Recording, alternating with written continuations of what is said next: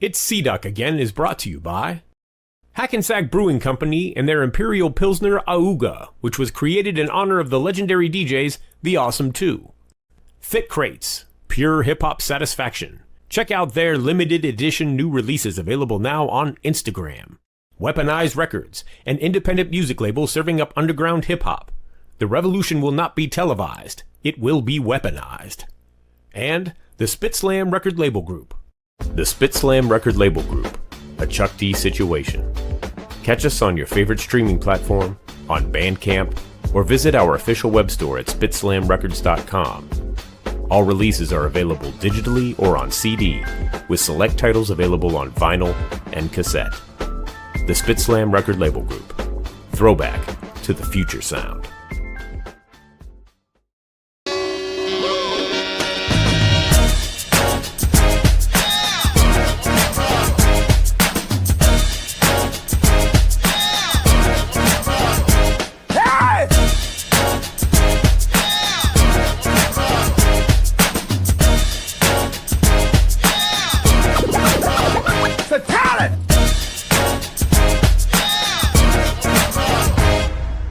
It's C-Doc again.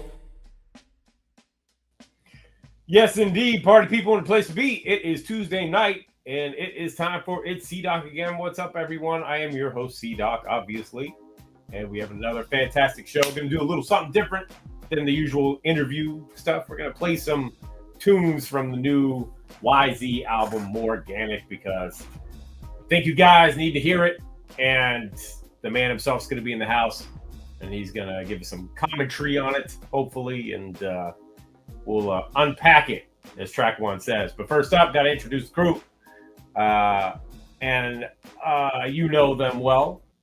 First up, our lady from the heyday at K-Day got her start at the very first 24-hour all-rap station, KDAY, in L.A. Jennifer Jenny. What's happening? Well, you are now. Got your camera fixed. Got my camera fixed. Got a brand new computer. Look at what I even got back. Hey! It's been a minute. Right? Nails on fleek. It's been a minute. Nice. Fantastic. Back to the old JOJ. Yep, exactly. Exactly. Fantastic. Love to see it. Had to happen.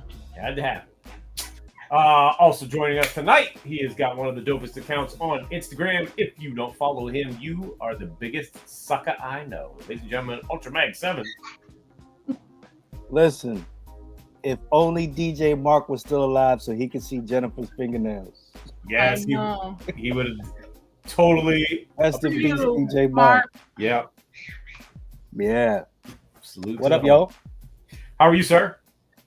I'm wonderful. I spent a Saturday with our good friend Philmos Chill, and I relayed your message on to him. I don't remember what my message was, but okay. You don't remember? No. What was it? What was my message? I made it a part of the podcast. Excellent. You asked would he be down to? Oh, yes. Yes. I asked that. Soul Man's World of Beats. He's retired now, so he has some time on his hands. Excellent. Yeah. So bring back the Soul Man. Yeah. So can't totally explain that right now, but stay tuned, everybody. All the hip hop heads, you guys will love it and appreciate it. Mm-hmm. We'll talk about that soon. And finally joining us tonight, of course, he is the man behind Hip Hop Gods, the president of Chuck D's Rap Station Radio, the man, the myth, the legend, ladies and gentlemen, Flatline. Biggity band. Listen. Yeah. Oh, Jennifer, good job with the nails. Good job. Great to have him back. Excellent. All the world is right. No, not really. Yes. All is well with the world again. Yeah. Not really, but at least you got your nails back. Mm-hmm. Yeah. Exactly. And the birds. And the birds are back. Right? Exactly. I had a 2-month vacation. From the birds. They are back and they know new things now. Oh. Yikes. They had a good teacher, eh? Hmm. Be very careful. Gotcha. Excellent. Excellent. Well, without further ado, let's bring on our guest tonight, the man of the hour. He is a legend, a hip hop god. Been doing this thing for a minute now, of course, and he has got a fantastic, super dope new album out, which is the whole reason we brought him back. He's a It's C-Doc Again alum. Please welcome back to the show, the one, the only, the Black Bank himself, YZ. There he is. Thanks for having me. Thank you. Anytime, bro. Anytime. Absolutely. Yes. So, how are you, sir? I know you've been moving and shaking lately. Well, I'm good. I just got back from Ghana, and that was a very interesting trip. Care to elaborate? Say again? I said, would you care to elaborate on that? Well, I really just went there because a friend of mine, we've been talking about buying land and stuff. So Wow. we went out there I took my wife. He took his wife. He also took his daughter and his son and his son's girlfriend. He had been there twice before that. He's from Liberia. Okay. And so he bought 3 plots of land. And then I looked at 3, and then I have a contract now for 3 too. So we're gonna build on those plots. Wow, that's fantastic. I think Ghana's very interesting. I love that there's no crime. That's cool. That's what I like about it. Yeah. Was that your first time? It's my first time to Africa. I've Wow. been around the world twice and never been to Africa before. Really? Wow. Yeah. Wow. Right across the water. I was in Portugal. I didn't realize I was so close. Right. Wow, that's dope. I would have swam across. Right. If I only knew. Right. Exactly. It was the smoothest flight I've ever been on, though. Really? It really was, man. No turbulence going, a lot of turbulence coming back. Those are I've had those. Shit. My last flight to Memphis was hell. It was like that. A simple Atlanta to Memphis, and it was crazy. It was crazy. We landed, and this kid behind me he was getting up. He was a big boy too. He's like, I thought we were gonna die. Wasn't that bad, bro, but it was bad. I got you. But anyway, so we're gonna talk about your new album, Morganic, here in a minute. But before we do, I know Ultramag wanted to ask about a song, right? Oh, that's what you were saying. Yes. Oh. From back in the day. Oh man. A New Jersey anthem, I believe you called it. It's not an anthem. It was one of my So obviously, you were part owner of Diversity Records. Yeah, absolutely. And somebody that we never really talk about New Jersey because they never dropped a full album, but I thought was super dope was Marquise and Too Cool Posse. Yeah, absolutely. Oh my God. Yeah, they were crazy. Whatever happened to them? Just like there was a lot of great artists that came out of that area. Mm-hmm. Marquise, one of those, Almighty and Force was another one. Cool Gino G. Mm-hmm. A bunch of cats that was out there. And I guess they just went on to working and to their lives, Hopefully most of them have kids and married. I don't know. In Atlanta, I don't know. Yeah. He was just so good. Like, he was. No, he was hot. Yeah, very hot. Most of those MCs, man, would even though I would battle a lot of those guys, they were a handful to battle Hmm. because they were all nice, man. All of them. Yeah. Very Iron competitive. iron sharpens iron, huh? Yeah, that's real. Yeah. That's real. I'm glad to see that most of those guys are still around. It's just that because I saw pictures of Gino just the other day. Mm. Greg Nice. No, not Greg Nice. Greg Ice. Hmm. I guess it was his birthday, and he and Gino went some pictures together. So it was just good to see him because I haven't. Gino's my dude. Too Cool Posse had a couple of joints though. Yeah. Oh, Yeah, they had give them a sample. Yeah, that was the joint. You remember that Yeah. record? See that? I don't remember. Yo, you gotta hear these cats, man. They were nice. I will definitely check it. Yeah, yeah. I'll send you everything. Okay, yeah, that's what's up. Please and thank you. Yeah, I love finding stuff like that I missed the first time. Mm-hmm. There's a whole bunch of them. Boulevard Mossy, Suicide Posse. Suicide. Woo. Yeah. Yeah, these are like these are all my peers that I came into the game with. Right. It's good to see that most of these guys are still around and hopefully doing that thing, man. I don't know if they're still making music or not. But, it's good to know they're still here. A lot of folks are not here anymore. Yeah. Yep. All the time. Jeez. All the time. That's it. Okay. Okay. All right. Back from the moment of silence. All right. So let's talk about Morganic, the new album.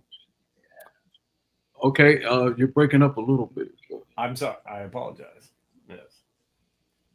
Morganic. Yes.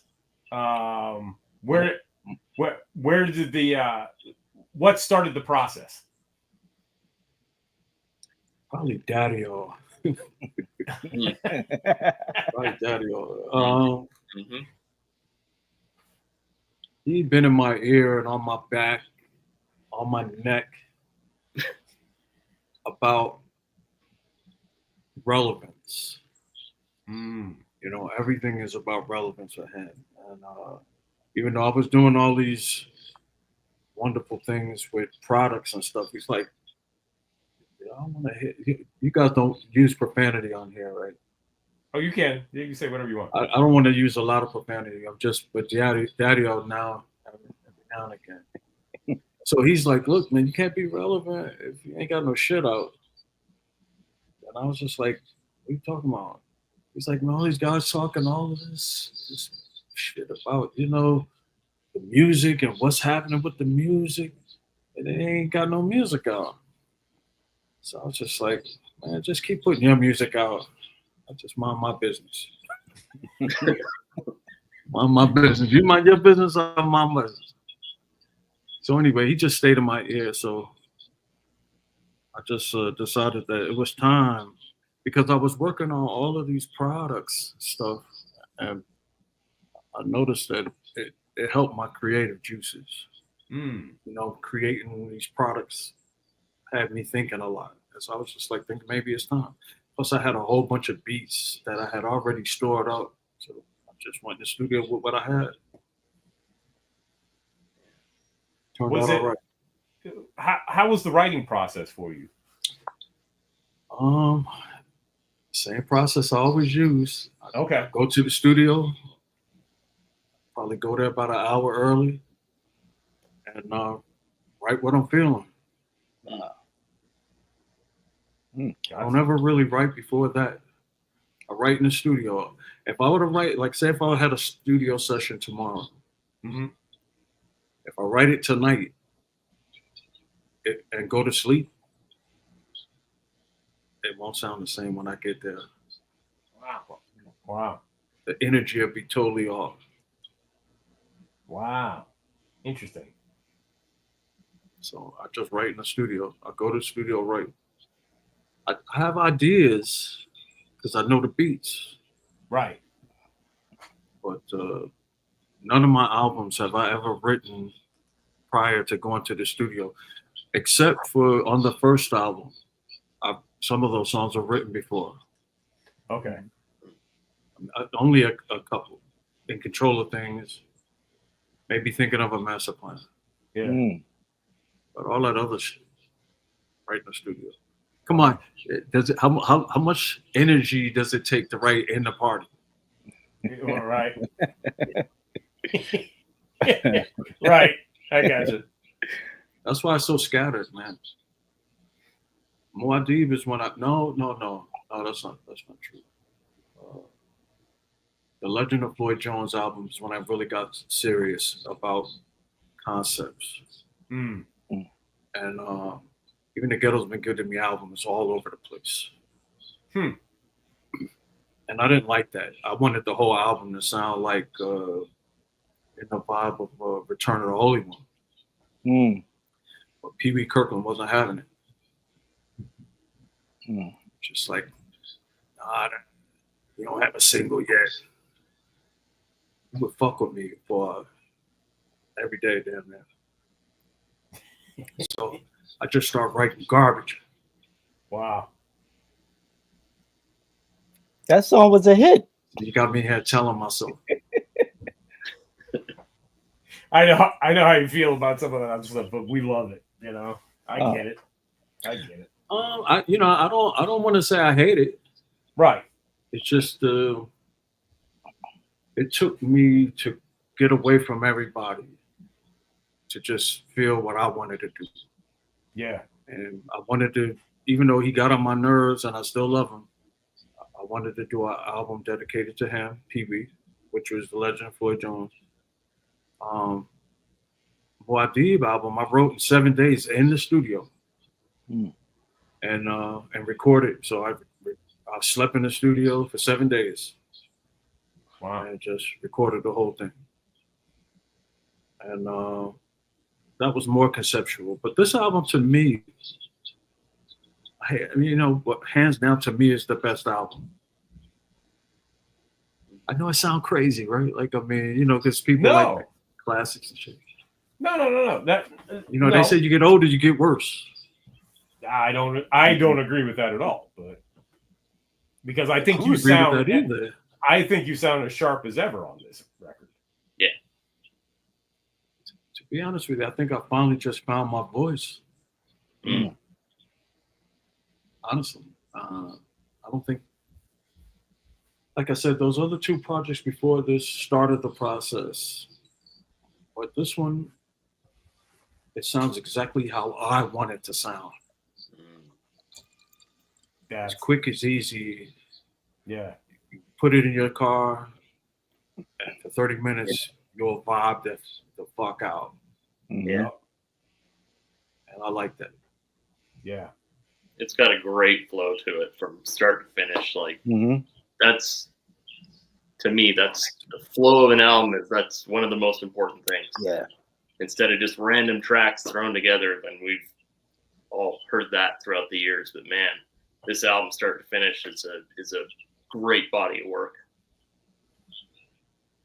Appreciate it. Thank you. Yeah. You said you had collected the tracks over the years, and I know you had told me about a couple of those before. How did you select them in particular? Was it just the vibe at the time? Okay, when I was at 720 in New York, there was always guys that used to come to my office. I mean, it could be Lord Finesse one day, it could be Main Source another day, it could be Wu-Tang the next, or somebody else. Always in my office, in and out. Right? And I think the process for these beats was similar to that. If it came across my desk and as the time went on, if I could go back to that track and it made me feel a certain way, I kept it. Gotcha. I bought 6 beats from Ninth Wonder some time ago. I told you about that, I think. Right? Yeah. And I just sat on them, man. I mean, I wanted to start an album some years ago, and I just wasn't feeling it. Just like I don't want to do it anymore. Mm-hmm. And then I started doing the beverages, and I just focused on that. But me focusing on that has helped me to clear my head of a lot of shit. You know, because it's similar to therapy, I guess. Right. And then when I went back to it, I got 6 tracks from Ninth Wonder. I only used 3. Then I found this guy online. His name is DJ Pain One. Yep. This dude is phenomenal. Yep. Like, yo, that's really what I like. I like his shit. And then Yeah. Mr. Enoch, he and this dude named Rosewood, they had a couple of projects out, and I always liked this track. So he's right here in Atlanta. So I grabbed a couple of tracks from him. I only used 1. And then the guy where I recorded the album, his name is Fran Lover. Yep. Shout out to Fran. He threw me a track. It's funny. Fran is funny. This is a funny story. We started recording the album, and I think as soon as Fran realized that it was going to be a vibe, he was like, I got a track for you. I got a track for you. I was like, huh? He's like, yeah, I got just the right track. And he gave me this beat, and it ended up being Gaddafi. With the Spider-Man sample. I got lucky. That joint. Spider, that's what he says. That's what he calls. He calls it that. When he gave it to me, he's like the Spider-Man beat. Yeah. Oh, man. Love I it. swear to God, I'm gonna tell you, I didn't know what the fuck he was talking about. I listened to that beat for a long ass time, and I said, "Oh, okay, I get it. I get it." And I'm a Spider-Man fan, so I'm like, anyway. I think that was the first song you sent me. Probably so, because I needed to get it right, because the song, black bass, like a bass line, not bass kick, bass line. Yeah. And so, but I like it though. Yeah. I like the album because it gradually just gets better. Yeah, it grows on you after a while. And you had a part of that, man. And picking the format, picking the sequencing, the sequence of the song. But I was thinking more so than that, just like the vibration of it, because I think sequence is everything. Yeah, you help with the vibration of the song. Tell Chuck D I said salute. He's in Norway. Checking in from Norway. In Norway, man, you out there doing it, man. Yeah. Hey, Chuck, I probably shouldn't tell you this, but I'm gonna tell you anyway. Okay? Is he listening? Was that him? Yes, yeah, that's him. That's him. Yeah. I listened to your new album. That shit is fire. That shit is fire. I haven't played it for nobody, but that shit is hot. PE is back. For real. Yes. That one out. Go get that record. You can download it from Bandcamp. Shit. Yeah. That shit is. Hey. For you, Chuck, anything, bro. Anything. That's all you right there. Can't wait to send you cases of this, bro. Hey, thanks for the picture too, Akeem. I wasn't expecting that, but thank you. Oh, okay. Yes. Yeah, bro. That album is fire, brother. I put it on. I didn't know what to expect, so I went in with a grain of salt, Chuck.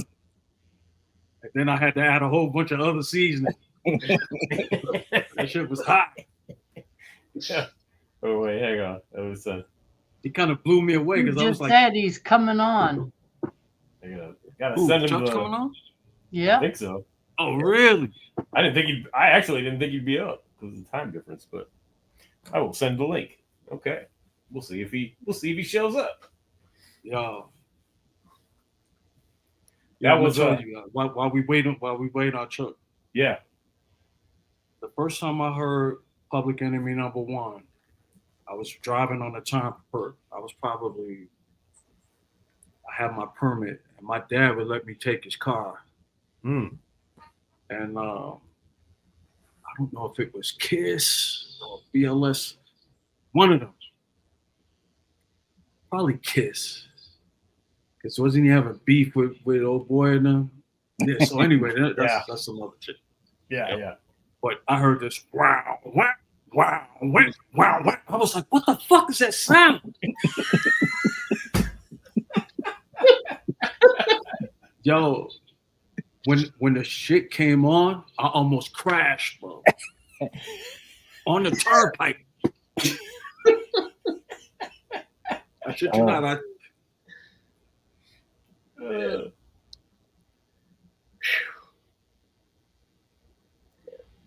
Vampire Weekend okay.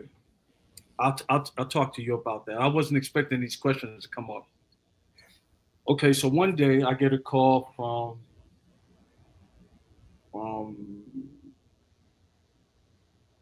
Souls of Mischief, somebody in Souls of Mischief. And they saying, hey, this group named Vampire Weekend wants to use this track that we sampled from you. Oh wow. And they said we can't give it to them without your permission because it's your voice, it's you. And it was from this song called Who's That Girl? They use every time I see you in the world, you always step in my girl. And when I listened to it, I was like, man, that sounds different. They had a real different approach to it. And they sent me some money. It's always nice. That helped. Yeah. It wasn't even a lot of money. But I thought it was dope that they used it. I mean, it just shows you that, man, you could use hip hop anywhere, man. Right. Have you ever heard that song, C-Dot? I have not heard that song. I know I know of the group, but I don't know their music. So I didn't know anything about the group. yeah. I never heard of them before. I know them by name. Now I know them. Yeah. I guess you would. Now I know them. I actually like their music. It's not bad. Okay. Word. I grew up in central New Jersey, man. So there he is. Live from tour life. Man, how's the tour going, brother? Good, man. I you guys hear me? Yeah. Yes. Yeah. So you didn't hear Souls of Mischief? Now I was just trying to ask that question. You didn't hear Souls of Mischief at that time? Vampire Weekend. No. Souls of Mischief. I'm gonna tell you a secret, Chuck. Before Souls of Mischief got signed to Jive, I was signing them. Wow. And Sophia Chang beat me out. Oh. Wow. Wow. Yeah, so no, it wasn't that I didn't know of Souls of Mischief. They called me to let me know that this group named Vampire Weekend wanted to use our record. Oh, right. Wow. Okay. Because it always seemed like the hieroglyphics and Souls of Mischief and all those guys took a slight little page from what you and Rakim and everybody was doing in Jersey? A lot of people took a lot of pages from what we was doing in Jersey. Yeah. He just said stepped on ultramagnetic turf. Sorry, Ultra. What's up, crew? I'm just gonna say what's up, man. I didn't want to get in the way of YZ's, talk about his new music and record and his water. Hey, I wish I was on that tour with you. I would bring you cases and cases of this, bro. You're welcome to it anytime. Yeah, man, we on the caboose ourselves, man. We're on the caboose of a rock tour. That's one of the things that this tour is probably be used for. Like, how can we build out the tiers of rap music traveling around the world without my ass being on it? You know what I'm saying? I like to be like in the back, in the behind the scenes, like C-Doc and Ultra and Jenny and Flatline. They already know I do a lot of work behind the scenes, just in doing a radio show. But sometimes it's your calling to get on out there, prove a point. The biggest thing, like I said, I didn't want to hijack the interview but it's all related, because one of the biggest talks I'm doing is really launching this worldwide hip hop chart art magazine, like a billboard of hip hop around the world. 70% USA, 20% UK and Canada, and 10% the rest of the world coverage. And to come out quarterly, and you can get it from your local Barnes and Noble to the record stores in the United States and everywhere else in the world. So I feel that in a day where people are scrolling so much through phones and gadgets, there it is, Rap Central Station. That was the test run, and Flatline is one of the editors, and Ultra, right? Everybody on this crew, participates in it, and it started out. Let's promote what we're doing at Rap Station so it won't be on a vacuum. I mean, Flatline's he's been doing a chart. I think he's created like 500 top 20 charts over the last 16 years. That's true. And he sends it out there, and then he adds the people, but then only maybe since the pandemic, people really start to respond heavily, yo, thank you, because they always thought that there was somebody else doing it better than us. Mm-hmm. And big respect and props goes to LL for Rock the Bells. They do it from a top end. They get the big names, from a Buster, Salt and Pepper. They might call me and Flavor every once in a while. Questlove, and we participate in what they're trying to do, as they're really a concert machine as well as a radio station with Sirius. But we want to take it from the bottom to the mid-level, and in no particular order, but we design a way like a hip hop gods tour where 7 to 8 acts could tour, maybe on 2 buses. They really got to get along together too, because it's a way that we did it. We compressed like everything into 1 or 2 buses, so it worked like one of those Motown reviews where you got like 8 groups travel on 2 buses, doing about 15 cities.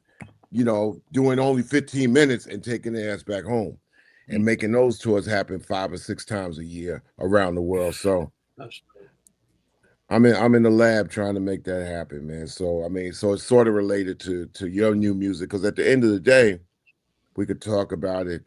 We play it on Rap Station. Flatline charts it. C-Doc curates a station that plays 24/7 instrumentals and beats and dubs. Crazy. So really, it's about letting people know that this exists. Although it's just audio, you're not going to go to a Rap Station and just be like looking for pictures. Although there will be a component for that, we got to bring the Noise app, which is growing. But there's got to be a service area. That service, when you finish making your stuff in the lab, when you pass it along to something, especially us, you want to make sure that something takes care of your baby. And all your previous babies, right? And all your previous babies. Well, and that's what if those old babies are still alive, yeah. They're alive. Well, if you send those old babies to all those other characters that really say that they curate the music, but they don't. Look, there's curating, caretaking, and undertaking. and 95% of hip hop has been undertaken and buried. Yeah. And that's true. Yep. I love what you guys are doing, man. I think that you guys Voltroned into a nice, powerful unit. And, People are tired of being volunteers, though, man. They gave all the money to 7 or 8 guys. Notice I said guys. yeah, And either they're in jail, going to jail, dead, or or gave it back or some kind of other way to the people that gave it to them. So, I mean, our people, we service people for hip hop and rap music, but I think some of my troop are tired of being volunteers. well, let's figure out a way to get them some money. Yeah, how long can you intern? You shouldn't have to intern more than 6 months. So tops. The Like 20 magazine. years. So the magazine, hopefully Rap Station, is a revenue picture of just being able to just, hold itself together, man. I mean, really, we the best, man. Fuck it, man. Yo, why? We the best. We've been the best. I got an idea. Water Party, I don't know if you got a chance to really do some homework on this, but this product here, we do a whole bunch of other products. I gave you a bunch of other stuff too, juices and stuff too. Yes, sir. Yeah. Gianna got it to me. But this particular product is really for the culture.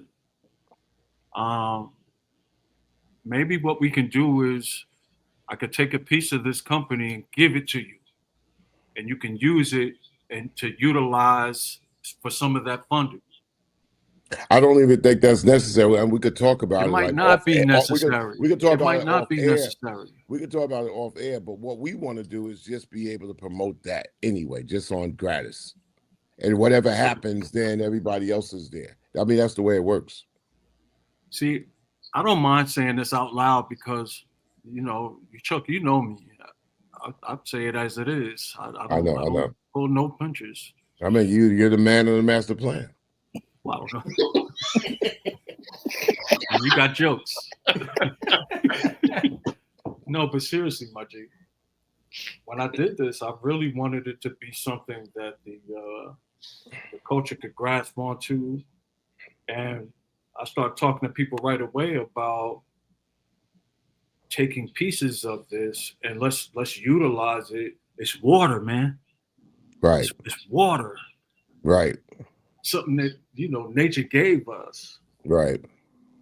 If we can utilize this to stabilize our groundwork, man, right. I think we'd be all right. It's the oil. I'm gonna sell this for $1 billion, bro. It's the oil of the future.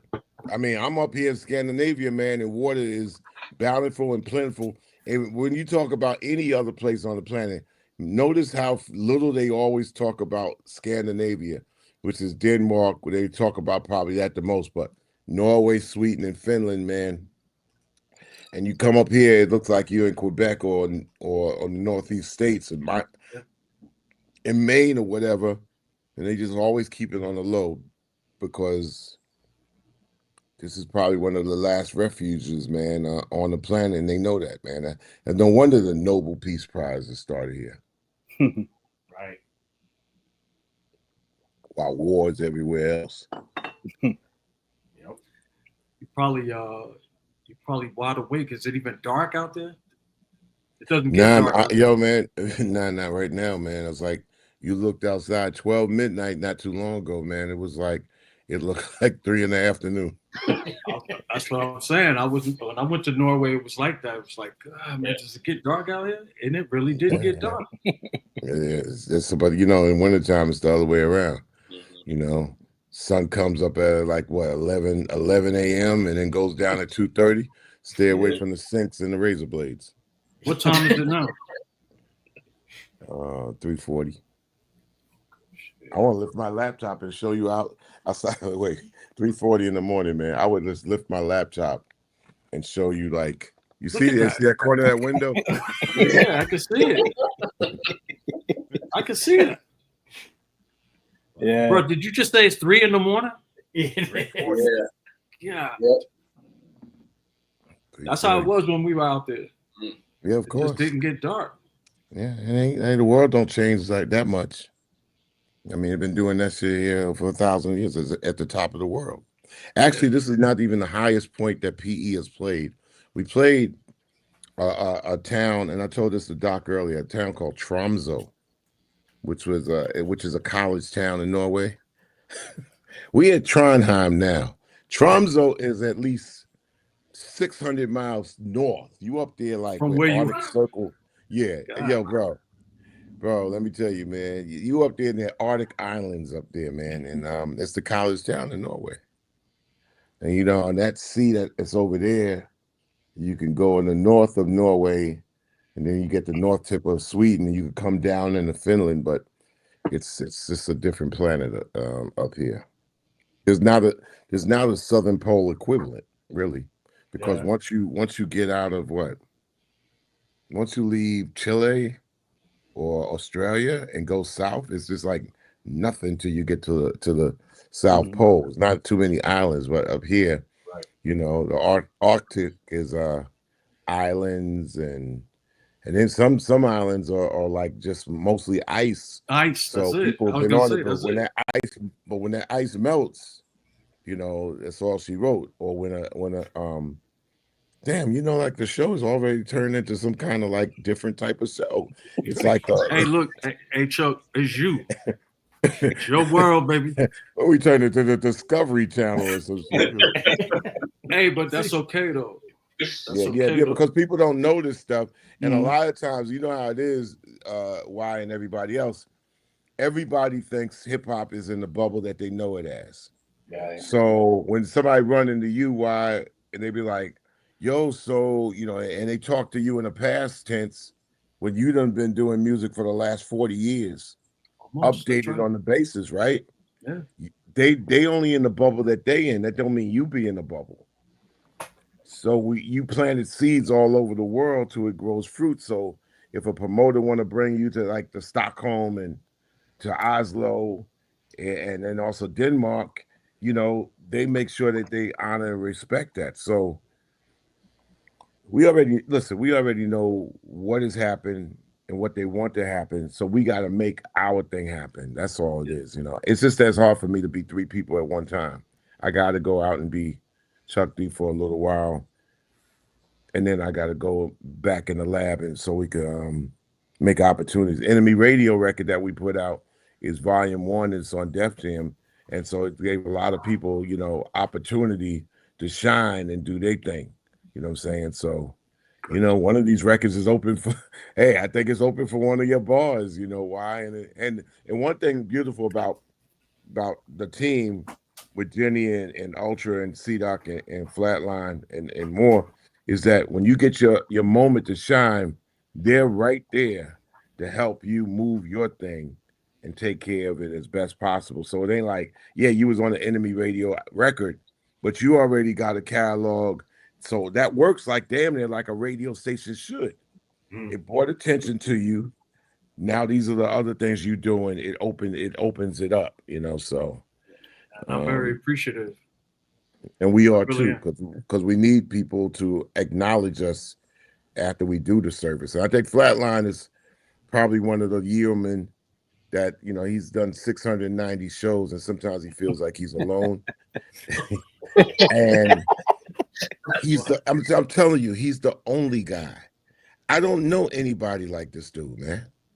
He's the only guy, man, that like, yo, man, if you're a hip hop veteran, man, come to me. I'll take care of you.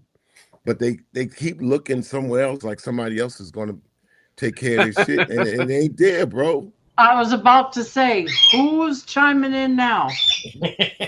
Nobody knows.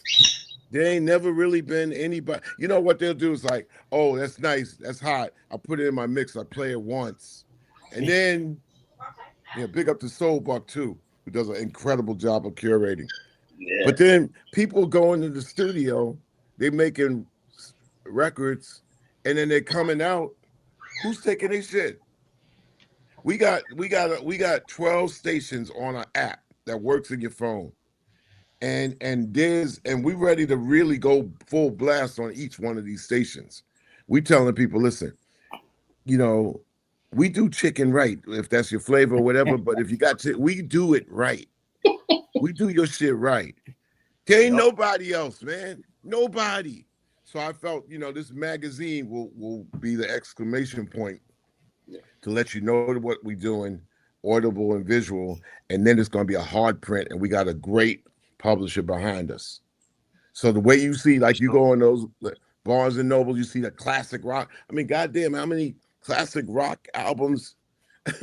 I mean, how many classic rock magazines do we see, right? And they all come out of the UK. They all come out of the UK, bro. And let me tell you, they don't. The other night, I couldn't meet with the publisher. I said I gave them my 2 Iron Maiden tickets because I'm all wrapped in the rock world, and Iron Maiden wanted me in their documentaries because we kind of built PE off of the logo and the imagery. Yeah. So I gave the public. I was going to meet up with them, but I did some family stuff instead. Iron Maiden will quietly put 75,000 people in the stadium quietly. Easy. Yeah. Yep. People don't go up to Iron Maiden like, oh yeah, so I remember you when I was like, 14, and what are you doing lately? The rock world doesn't even accept. We're out with Guns N' Roses. They the ones that's putting 80,000 people in the stadium. 80,000 people. Like yo, man, in Italy, you swore that man, it's like 500 people outside the hotel. In just one of the cities in Florence.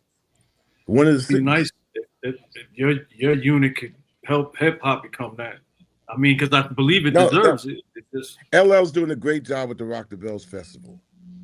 We like to handle those middle areas and that lower area where somebody knows that they could go out and at least play like 20 markets in the United States and Canada and South America, and come to Europe and play another 20 markets. It got to be economically feasible, but it could be. That means every artist got to look at themselves and say, how do we work this together? We roll out together. One thing, you don't make it long. Once after 12 days, wheels and shit start popping off people and shit like that, because it's a real congested, compressive thing. But 14 dates and 14 days and maybe 10 or 11 dates in it, 2 buses. Once you embark to a spot, make sure that all the budget lines up. We did the Hip Hop Gods tour in 2012, December. It came out profitable, and it actually ended up being one of the most memorable tours that people were on, because we hooked it up like a damn near like an NBA package. Every city we went into, we did a pre-interview like they do in basketball, and then we did a post-game interview, a post-concert interview with the logo behind us, just like they do in the playoffs in NBA. Right. That's what we did in 2012, and we were looking for investors to look into it, but it was like, are y'all crazy? Y'all need big names and stuff like that. And we were like, the next year we did it, but it was high end. It was PE, Ice Cube, De La Soul, and LL. How did that tour do? Did really well. I mean, it didn't build anything in the middle and the bottom. I mean, it was what you call top heavy, and it gave LL and Rock the Bells. See, they didn't have the Rock the Bells name yet. Yeah. Remember, LL sued, and it got the Rock the Bells name back. It was co-brand of Hip Hop Gods and King of the Mic. They called it King of the Mic tour. But it was top heavy, I'm like, okay, Ice Cube, Public Enemy, De La Soul, who was LL, and that's a no-brainer, man, But to have a tour, you got like YZ on it, then you might have like maybe somebody from DITC on it. It's just a combination of things that work in a 3-hour, 4-hour review. And what I did, and I didn't mean a damn thing, I just hijack your interview. Why? I mean, what the fuck? Brother, if anybody can hijack my interview, you can. No, but it ties in back into you anyway. Hey, brother, hold up for a second. Can I just say one thing? What? Preach.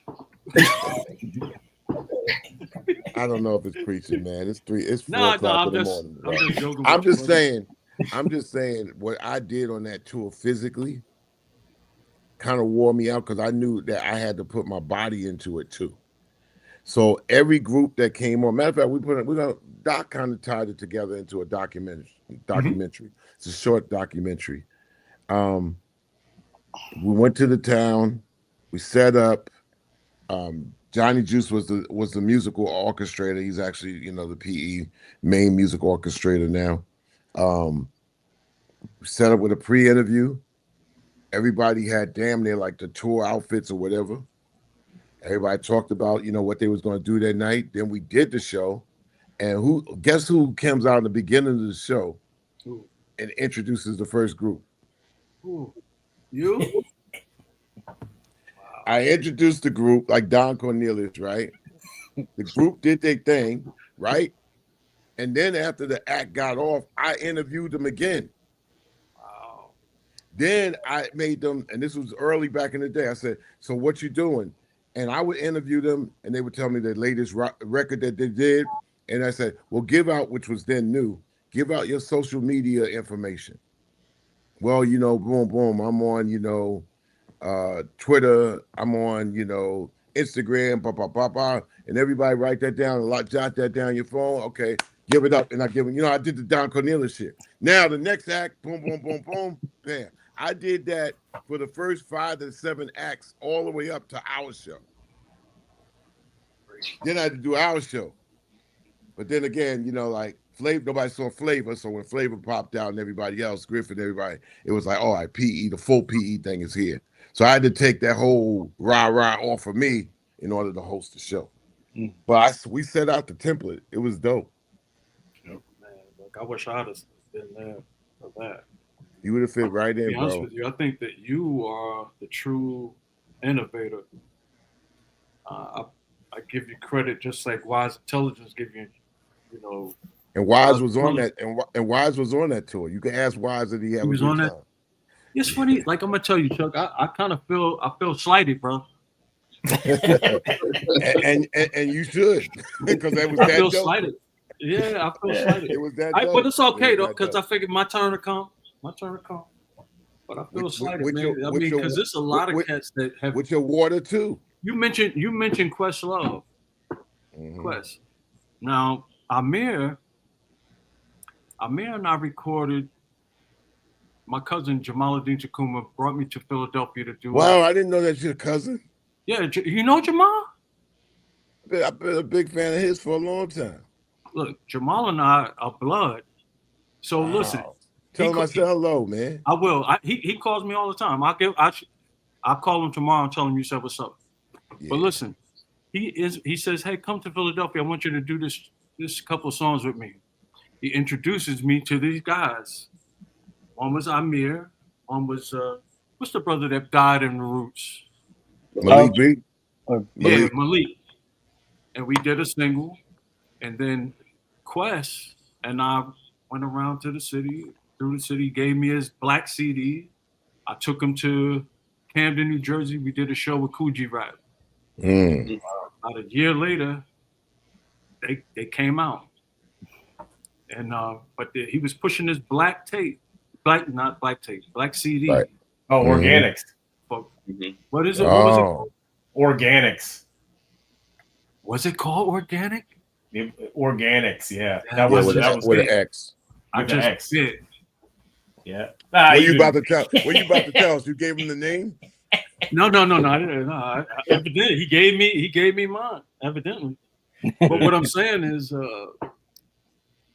when they took off, Quest, like he just stayed busy, man, doing drums for everybody. Yeah. Because he played drums for Jamal. Oh, really? Yeah, for these songs. That's what I'm telling you about. You know what? Wow. I'll send it to you, C-Dot, and you can let him hear it. Yeah. So yeah, but I didn't know you were a fan of Jamal. I didn't know Jamal was that popular. Yeah. I mean, his name came up, and I remember back in the 90s seeing some of his first videos. So that was like 93? Yeah, like 91, 92. And he had some videos. He tours all year round. Yeah, he's a dude. He's a beast. Yeah, he's an incredible dude. Wow. Wow. But yeah, That's man, dope. I appreciate you, man. Likewise. And listen, I want to say this. For anything that you guys have going on, in any way that I could assist, help, push, please consider it an honor for me, a privilege for me to do it. I would love to be a part of it in any form or fashion. And I mean that, Chuck. Well, send me some drops. We got the And You Don't Stop radio show. We need some drops. That's the first thing I'm asking for. It's funny. I got to get you on here to ask. I talk to C-Doc all the time. Flatline's right there. That's my boss over there. So Come on, I man. gotta turn this shit into him. All right, I'm on it. Ridiculous. I'll definitely do that. And that's my recording. That's my recording boss up there. Right. And- I already know. And this is not racist. No, People are judged by their effort and their work. You know. I love it, man. I love what you're doing. I tip my hat, man. You know, it's funny. You know, Daddy and I are real close. So, Of course. Y'all came by and saw my mom's.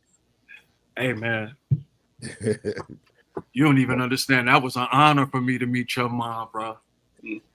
My parents are, you know, when they said cats is 100, they were like, "Yo, your people's 1,000." I was like, "Yeah, yeah, yeah." They the real deal, you know. So. Yeah, man. I was like, it was really, really something for me to meet your mom, bro. And she's right here. She's in Georgia, right? Yeah, well, I can't say that over there, but you know what? She would take Red Alert and Chuck Chill Out with your music on it. You know, I was just with Red Alert. You know, he lived 8 minutes from my house. Wow. Just don't tell the world where your house is at. Who? Oh, it's not. You're right. You're right. That's right. You got to watch this internet. This shit. I'm in Norway, bro. I got you. Man, it's goons galore out there, bro. Hey, but ain't nothing going down over here, Chuck. I know that. I know you must have you must have forgot my background. I know who you are. Yep. It's best they know who you are too. So Yeah, no doubt. you know, you the original FAFO. So he ain't saying shit now because he knows it's true. And that, you know, and you're not just thinking of a master plan either. He's a Who can doer just do of a that? master Yeah, plan. you got to move. Can't sit around. You know, it's funny, Chuck.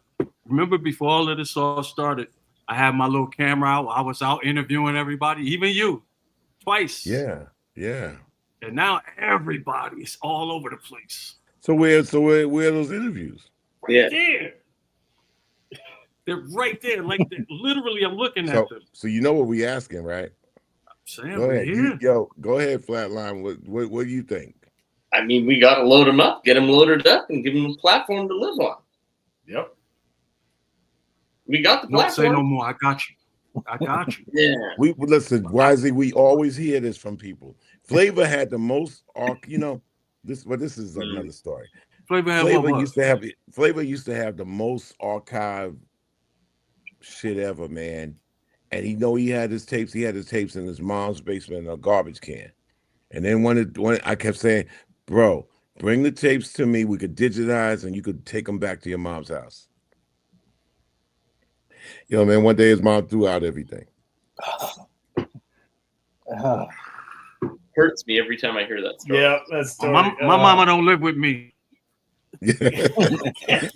Well, let me tell you this, That man. stuff was right there. The junkyard got no heart, man. Junkyard has no heart, man. Once No, shit it really go to the doesn't. junkyard, it's done. It's gone. You know what's crazy? You said his mom threw his stuff away. Back when I'm a collector of sorts. When I was living in Jersey at my mother's house, I collected baseball cards. Oh. I had 3 old Reggie Jacksons. I had a whole bunch of Pete Roses. Everybody. I probably had about 300 cards.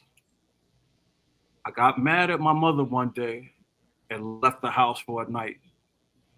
Came back, she threw all of my cards in the trash. Oh.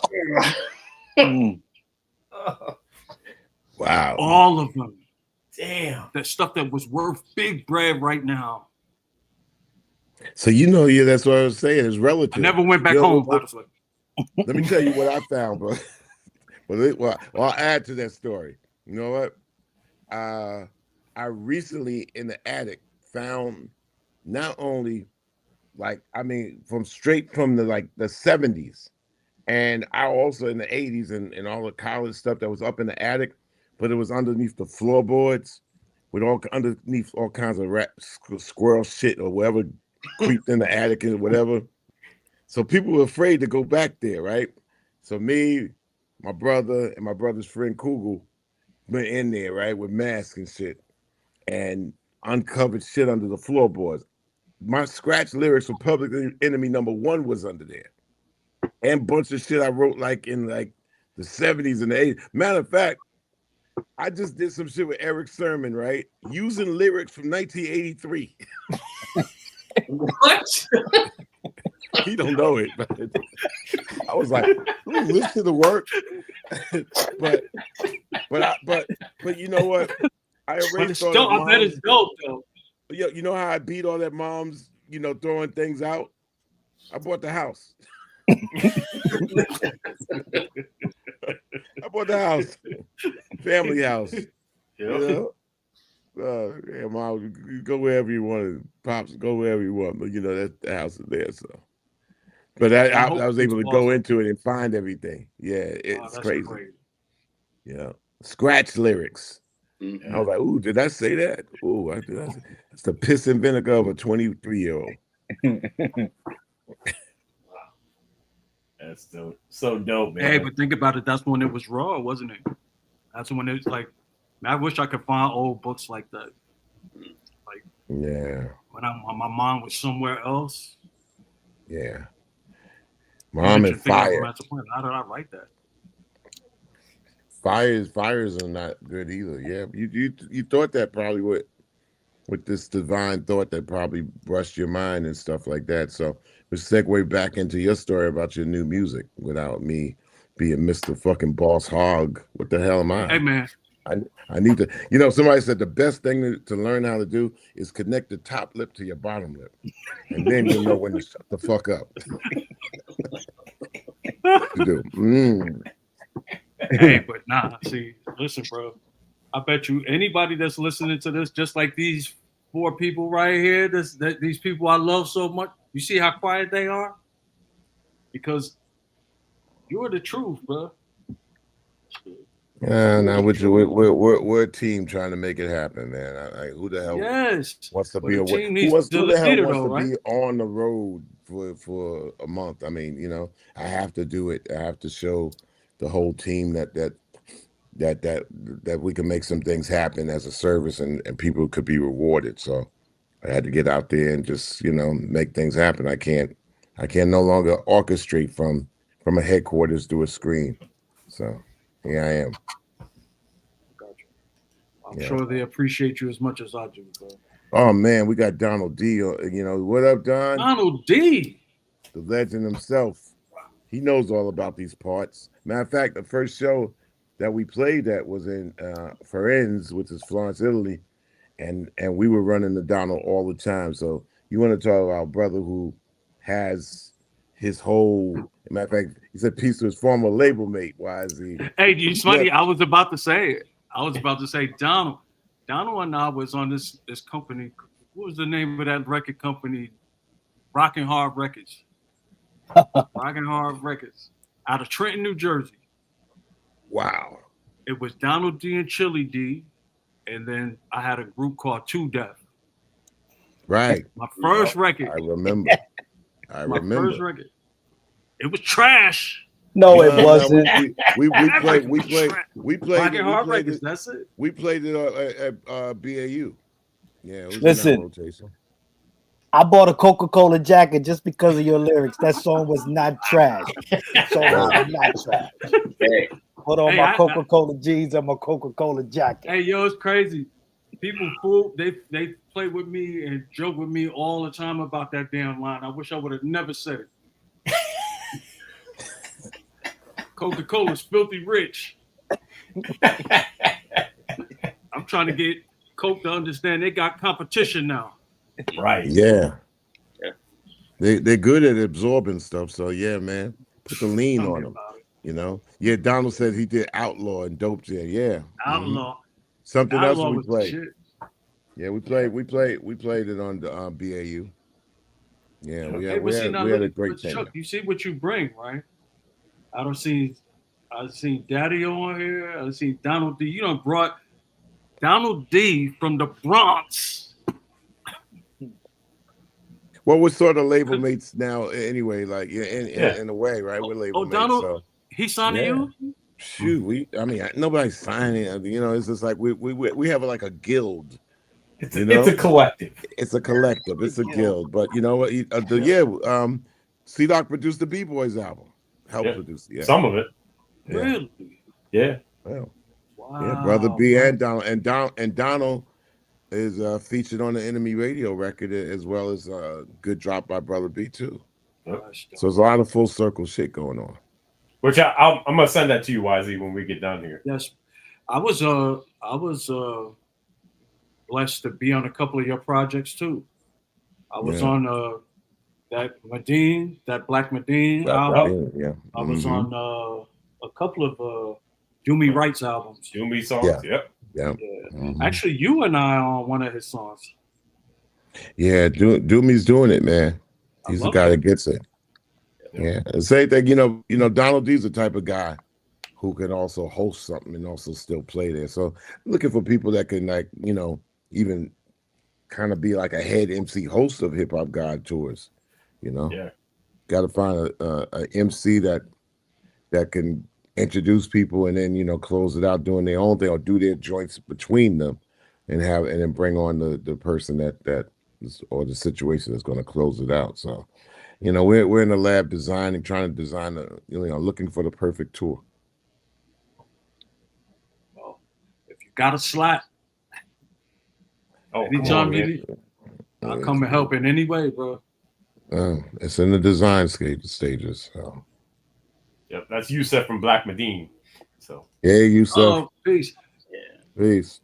Hey man, that was an honor to do that project with you. I still wish we would do a visual for it. I keep telling them. So I told them I would fly out there to do it. There you go. Yeah, they opened up a little bit for us this year. Black Medine up in Boston at Harvard did their thing, man. Did actually the radio Enemy Radio lyrics. So it's great seeing them. You know. Yeah, that was dope. So, well, yeah, I guess we should talk about Chuck, you haven't heard that? Have you heard the album? Yeah, bits and pieces, but I definitely want to get it. I'm out here on the road, so I'll be here to support. And then the Flatline or whoever will get me, or Tim, or will get me a song to play on the on the air. I think I could knock out my show. Probably Thursday. Also my parts to get to you. Got them to you. I got my parts to you earlier last week. You did. Flatline. It's like it came in. He woke up like it was a Christmas present. My files were in. Making it happen, and the show was great. It was great. That was a good one. And that was the same night we were like playing Royal Albert Hall. Yeah. Same day. Yeah, you were fired up. Well, you know, my thing is like have some key shows so we could show these suckers out here that they need to support us. Yeah. Not the artists, but you know, these business structures out here need to acknowledge what we're doing, man. We are the home of hip hop and rap music for real, from an arts aesthetic. Yep. Let me not say anymore. It's 4 a.m. I'm gonna just be checking out the rest of the show. I don't mean to hog up the time, but I came to salute y'all, and I got to get ready for a show in front of thousands of Guns N' Roses and fans today in Norway. So I salute you. I'll be watching the rest of the show though. I'm still going to be up, but I'm not going to be safe, man, and enjoy the rest of your trip. Yeah. And y'all be safe in the United States because everybody's scared of that place. Hey, bro, I just came back from Ghana, bro, and I'm moving. Everybody worried about you, right? Who, me? No, everybody in Ghana, like, what is going on over there, brother? Nah, they were like, "Come on, brother, welcome.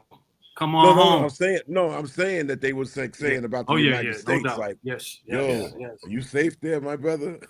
Yeah. Hey, you know what I loved about that place, brother? There ain't no crime. Well, let me tell you this much. We the first to go over in Ghana, Public Enemy, and that was like legendary, legendary in itself, right? That's a bunch of stories for another time. But Tell that story, bro. no, because it's a documentary in itself, man. I mean, Public Enemy went over there in Well, give us the '93. small version.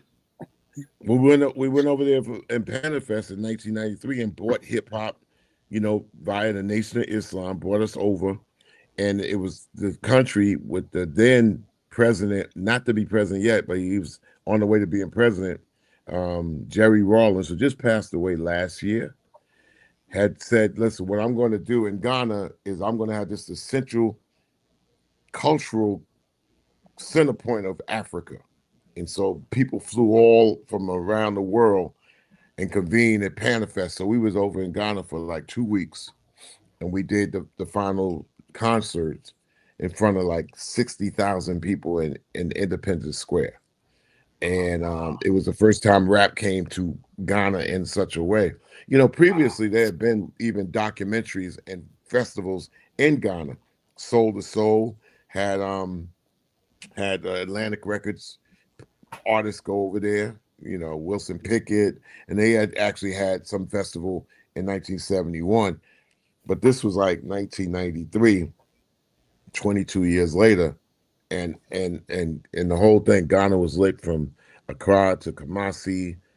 It was a unbelievable occasion. So we were there. So that's we actually have footage that could be a documentary if tied together, because that's the legendary Public Enemy Comes to the Motherland story, and it's kind of in a bunch of tapes and scattered here and there, but it was definitely mind-riving. I mean, we had a conference meeting, and the president was there, and after it was over, he walks outside the meeting and gets inside this fighter jet and takes off into the Ghanaian sky. That's why I was never impressed about people telling me who's large, who got this, who got that. I said, dude, I just seen the president at the meeting put on a helmet, like Top Gun, strap himself up, get in, a jet, fire it up, and go into the African sky.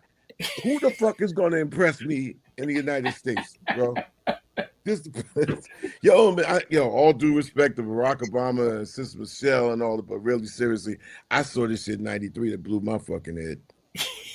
And they didn't have no crime because everybody was on the honor trust system. So we going around this corner over where George Padmore Square, because George Padmore was one of the philosophers, along with W.E.B. Du Bois, that moved to Ghana for the rest of their life. Activists, educators. So we around Padmore Square, and I see like four heads sticking out of the ground, and a brother kind of sitting in a chair with a stick. And I was like, what was that about? Oh, they did some kind of crime, so they gotta be in the middle of the square, buried up to their head with just their heads over the ground. They wasn't wasting no time in no damn jail. It's like, and when that time is up, and flies is flying in the head. What if when I get up from under this ground, I'm gonna see you, though. And there was none of that. And the only thing that brother had was a stick. And the last thing could you imagine your head up over the ground and somebody walking around? You're not really doing no crime. You had to expose to the highest degree of now I know why they don't have it. Yeah. Yo, man, all this brother did was sit in the chair with a stick. I'd never seen no shit like that in my life. I said, man, it wasn't even a threatening thing. It wasn't like I'm going to chop your hands off with a sword, like what they might do in maybe another region, another country, or whatever. Or That's bad no, it enough. was a simple. It was a Up to simple your thing. neck You and buried done. in the dirt, up to your neck, with a brother sitting there in the heat with a stick.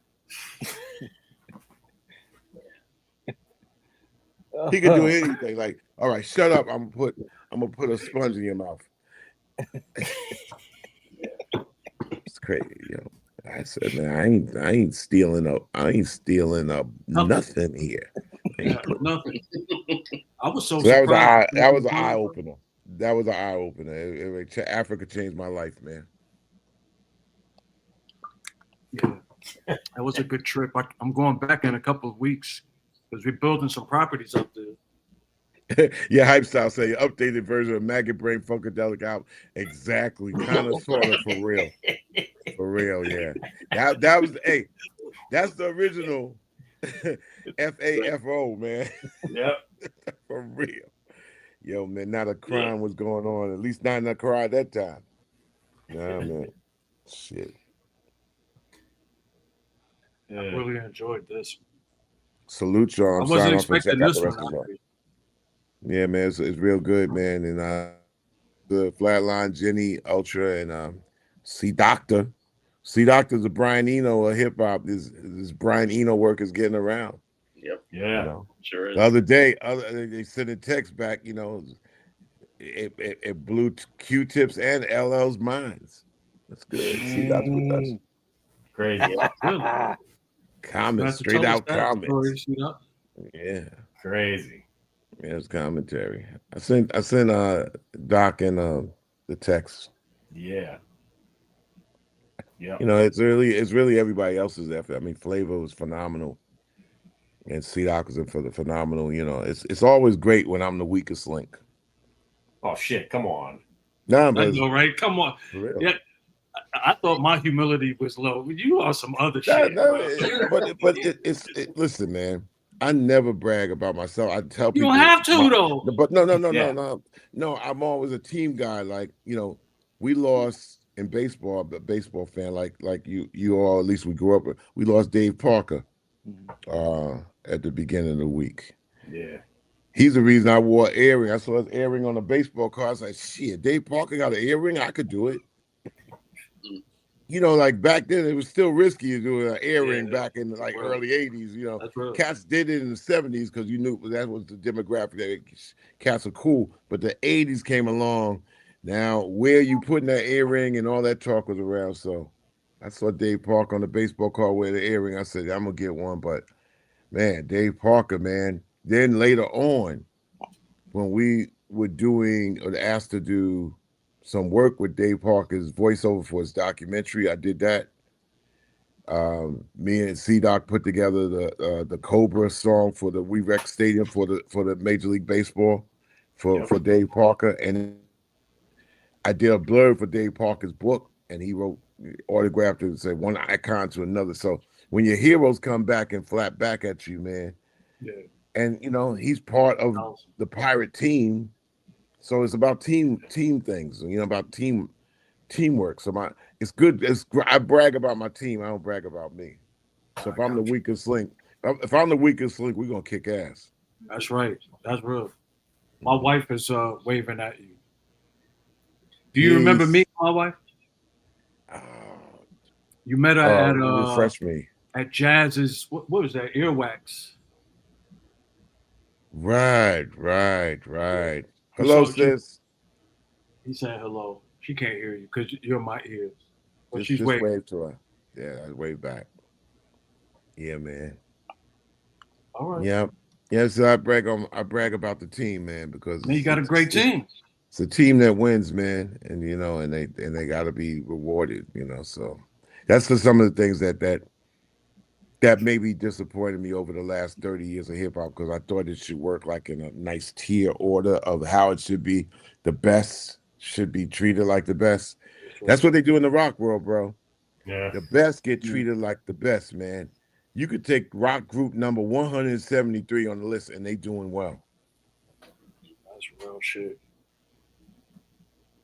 Hey, so I'm out here with the rock guys.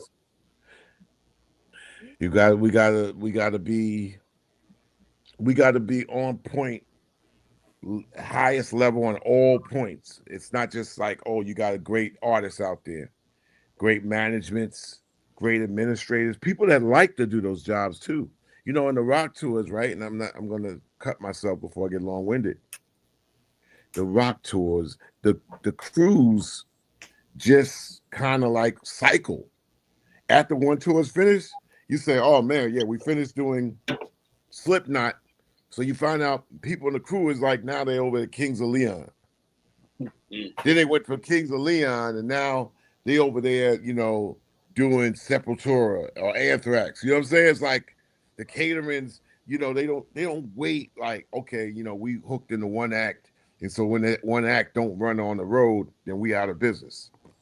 You know, with our thing in hip hop, it's like the thing moves, everybody move with it. When it stopped, everybody stopped. That rock thing, man, everybody's working year round. I mean, the catering system, man, that was on the Prophet of Rage tour that we did. The brother who ran the catering, he was a head chef. He said, man, he just got off the Garth Brooks tour. He said the best person to treat him like anything was Garth Brooks. Wow. He said Garth Brooks be like every service area, like taken care to the point like they do one tour, they ain't got to do no other tour. But he wanted to do the tour anyway because he wanted to have his company, you know, like he's had his food truck in the back of the whatever. But he said Garth Brooks, he go out on these like 30 dates and you know, you really hear the stories of people who take care of people. So let me ask you, Chuck, do you Man. think it's mostly finances that controls that aspect of it, or what? I think the art form foundation was piss poor in the beginning on two areas: public relations and human resources. A letter gets mailed in, the fan is at 12 years old. Do they get the letter answered? No. Then when it became electronics, you know, the group plays, they might say, well, you know, hey, answer my emails and all that. It'd be like no interaction. And the fact that me and Doc hooked up came because of the Public Enemy board in Flatline. We had the enemy board. So we built a relationship from fan to artist that became kind of like after a while. Yep. That was like human resources, public relations, you know. It was the first time it was done. The first time anybody, Questlove told me this, the first time anybody had heard anything else from an artist to fan on a direct note from hip hop. He said he found out from me for the enemy board. Because I also used to write a monthly piece too called the Terror Dome.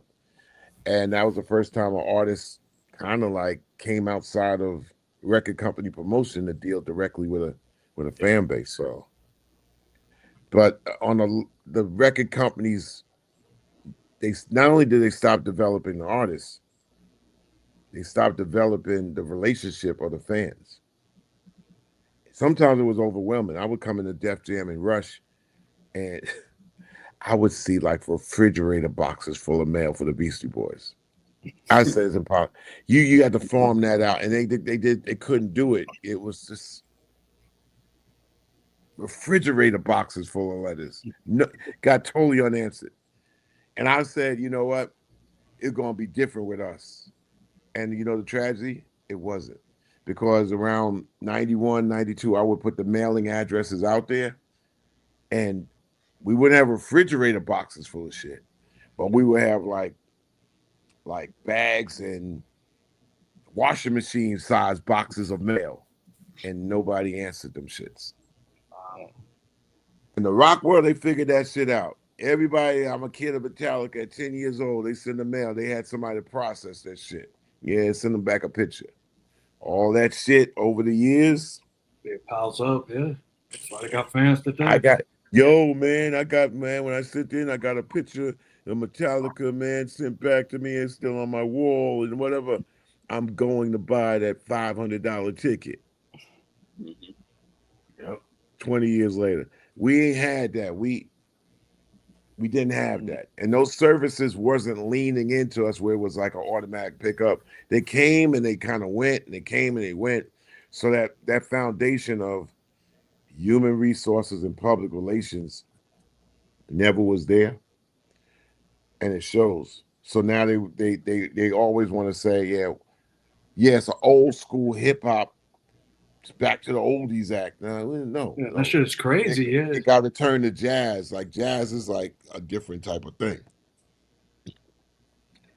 So things could be done because classic rap and hip hop around the world is just wanted.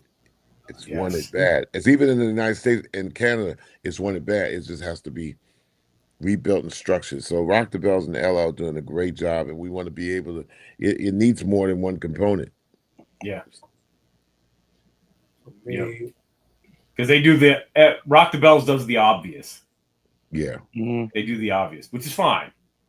Right. But that's leaving out 70%. 70. Yeah. It's leaving out 90%. 90%. Of the core. And they're gonna pick from that 10 percentile. Well, you know, when you, what was I just saying about Wu-Tang? I saw that video of their performance a week or so ago. Right. And I was shocked that somebody had a pair of sneakers, Wu-Tang sneakers, and they threw them up on stage. And somebody picked them shits up and took them around and made sure every single one of them signed them. Signed it, yeah. Mm-hmm. And then threw them back to him. Yeah. I had never, I was shocked that they did that. They did that, yeah. Well, Wu-Tang they learned over the years. RZA would call me, right? Yeah, I'm just spilling all this stuff on the air. Just totally just butch kidded your interview. Why? Yeah, I am running my mouth in stories. But RZA would call me like in the middle of the 90s and be like, you know, yo, Chuck, man, like we right at that cusp of like, but you know, what should we do? And I would just give him simple advice and say, you know, y'all need to like maybe stay together for a 2-year period before you splinter out again. Then every once in a while come back together as, you know, full Voltron, as he says in Wu language. And then, you know, do your own thing. The 2 years or 1 year touring the world together, and then you split up in all your factions and always come back to it. You don't have to do it every year.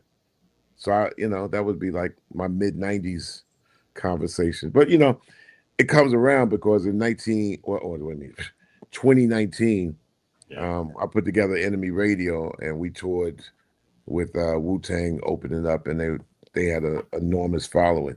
We played arenas in New York. I was actually extremely pleased that I saw them do that.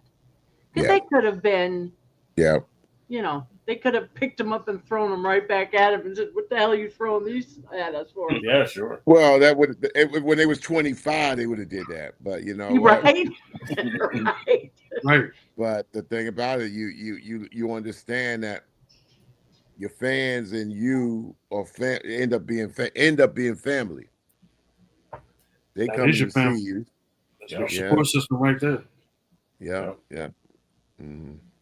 And you know, like the beginning of hip hop and rap music, the relationship between artists and fans, and also that was cultivated by the labels too.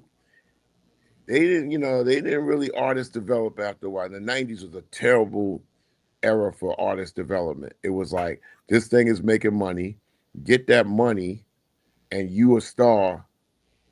You know, they wasn't really giving advice to, you know, they kind of like wanted the young people to get the fuck up out of the office as quick as possible.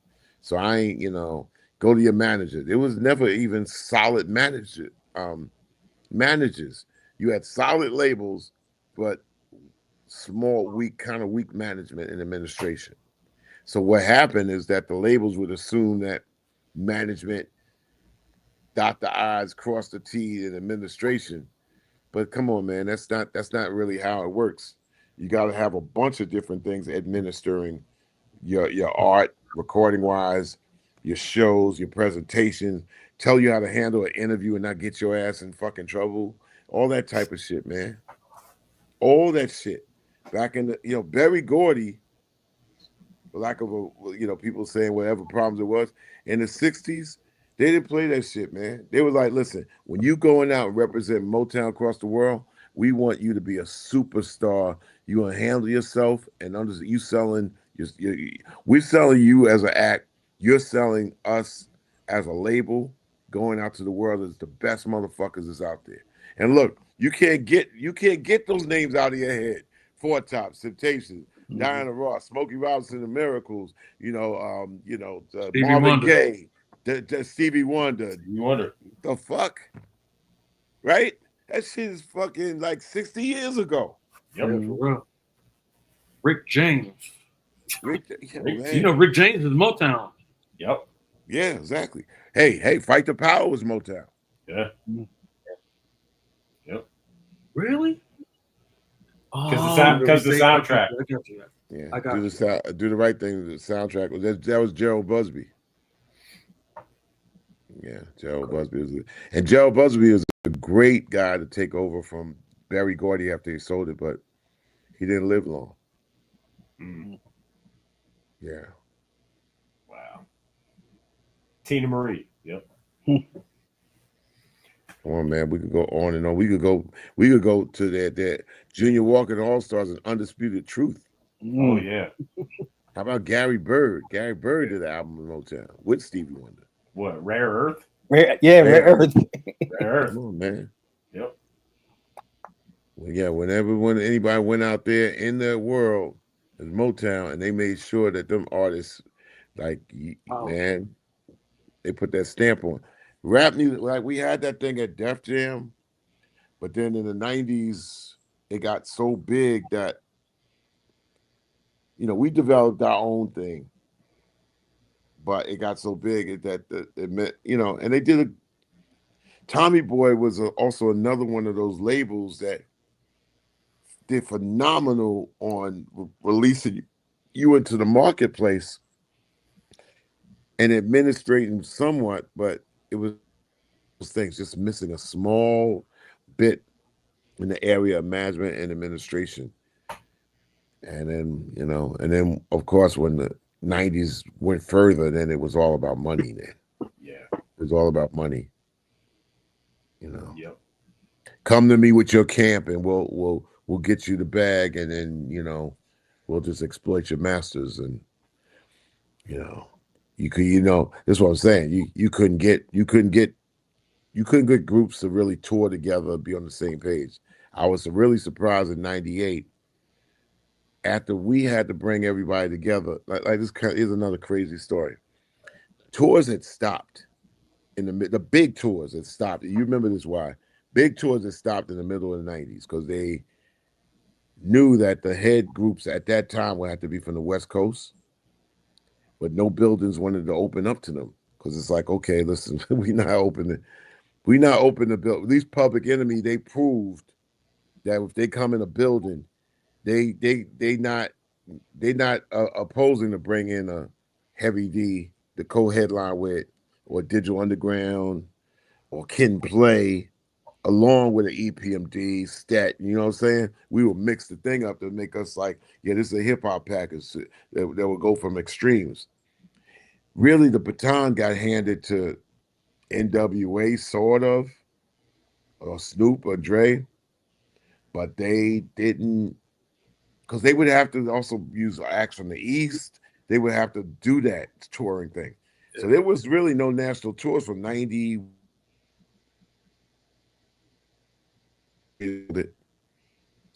From 91 to 97. 96, they started a concept called Smoking Grooves. Yeah, but they had a mix. It was from the House of Blues. They had a mixed package. You remember they had like, Erykah Badu, and then they would have Tribe Called Quest and the mixer. But they wanted to go with a full rap package in 98. Because I remember them coming to my crib, sort of, having a lunch. They listen, we want to do an all rap package again. But the only ones that could get into the arenas and the amphitheaters with the track record from insurance companies and security is Public Enemy, the headline. And I was like, oh man, and we had moved from the rap thing, wanted to do, opening up with U2, all the rock tours, Anthrax and stuff like. So we had kind of moved on, thinking that we passed the baton for somebody else to handle it, and it was that 5-year absence. So they said, listen, we need you to kind of like bring rap tours back, but buildings ain't gonna be trusting just anybody. They don't really trust none of this rap shit, man, unless it's got to be the headliner. Yeah. And at that time, L wasn't doing the tours; he was getting into TV, and and running them had a hiatus, and they were like, "Man, well, who do we PEO?" So I said, "Okay, fine." So what was the arrangement? The lineup: Public Enemy, Cypress Hill, Busta had just came up with his Flip Mode Squad and his deal. So Busta. Gangstar with the Gangstar Foundation, and then 2 opening acts, Maya and Black Eyed Peas were brand new. Who was the first one? Maya. Oh, okay, yeah. And Black Eyed Peas, at that time, and also Wyclef. Wyclef had his traveling circus where he brought a lion on tour, bro. Listen, this is one of the unspoken rap fucking ironic head shaking what the fuck just happened moments. That tour, Wyclef brought a lion on tour because he had Cannabis in his camp, and Cannabis used to battle the Cannabis was on stage, right, battling the lion. You hear me when I tell you this? Head to head with a fucking lion. The lion's head is about the size of a fucking car. Now, trust me, it was kind of like a it was kind of like a malnourished lion because the lion's showing ribs and shit like that. Right. But the lion had to have the trainer. He kind of seemed sedated half the time, but that motherfucker's head was as big as fucking Big Ben. Man, listen, man. The lion's head was like this, and Cannabis will be up there like with the fucking screw face on, spitting bars head to head on stage with the lion, man, while Wyclef is behind him playing.